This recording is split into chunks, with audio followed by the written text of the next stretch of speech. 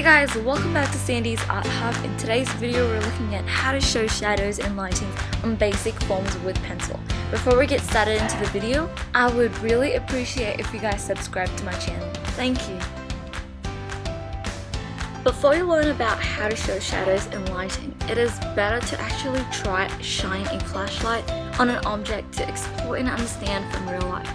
Over here I have a photo that tells you how shadow and lighting looks on a sphere. Okay, let's start off from highlight. The highlight is caused by the reflection of the light on the surface. This could depend on what kind of surface this object has. If the object has smooth surface or is a glossy object, then definitely the light will be reflecting back in a small circle like it's shown in the picture. If the surface is more of a matte surface, then this light would be scattered all around.